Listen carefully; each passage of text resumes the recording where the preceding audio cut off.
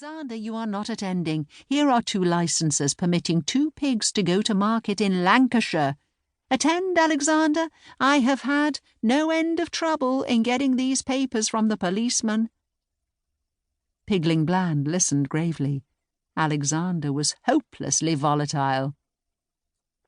I pinned the papers for safety inside their waistcoat pockets. Aunt Pettitos gave to each a little bundle, and 8 conversation peppermints with appropriate moral sentiments in screws of paper. Then they started. Pigling Bland and Alexander trotted along steadily for a mile. At least Pigling Bland did. Alexander made the road half as long again by skipping from side to side. He danced about and pinched his brother, singing, "This pig went to market, this pig stayed at home, this pig had a bit of meat. Let's see what they have given us for dinner. Pigling." Pigling Bland and Alexander sat down and untied their bundles. Alexander gobbled up his dinner in no time. He had already eaten all his own peppermints. "Give me one of yours, please, Pigling."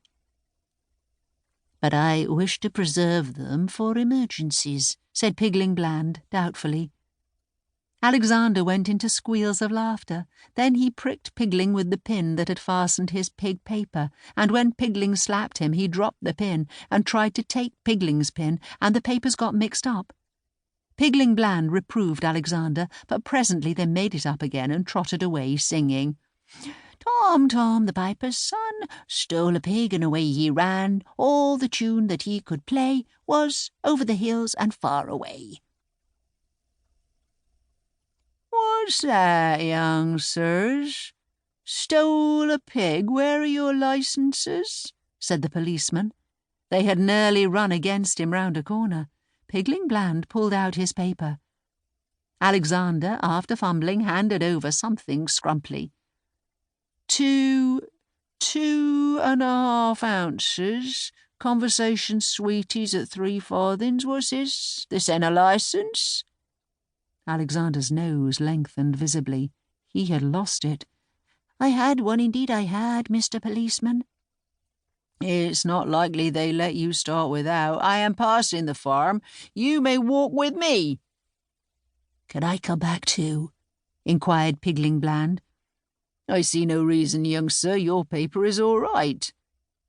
Pigling Bland did not like going on alone, and it was beginning to rain, but it is unwise to argue with the police. He gave his brother a peppermint and watched him out of sight. To conclude the adventures of Alexander, the policeman sauntered up to the house about tea-time, followed by a damp, subdued little pig. I disposed of Alexander in the neighbourhood. He did fairly well when he had settled down. Pigling Bland went on alone dejectedly. He came to crossroads and a signpost. To Market Town, 5 miles. Over the hills, 4 miles. To Pettito's farm, 3 miles. Pigling Bland was shocked. There was little hope of sleeping in Market Town, and tomorrow was the hiring fair.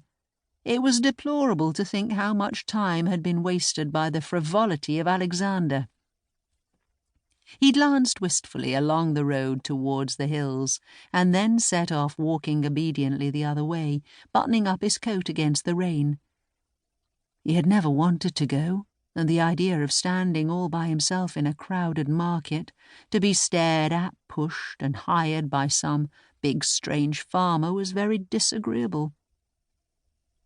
"I wish I could have a little garden and grow potatoes," said Pigling Bland. He put his cold hand in his pocket and felt his paper. He put his other hand in his other pocket and felt another paper. Alexander's! Pigling squealed, then ran back frantically, hoping to overtake Alexander and the policeman. He took a wrong turn, several wrong turns, and was quite lost. It grew dark, the wind whistled, the trees creaked and groaned. Pigling Bland became frightened and cried, "Wee, wee, wee, I can't find my way home." After an hour's wandering, he got out of the wood. The moon shone through the clouds, and Pigling Bland saw a country that was new to him. The road crossed a moor. Below was a wide valley with a river twinkling.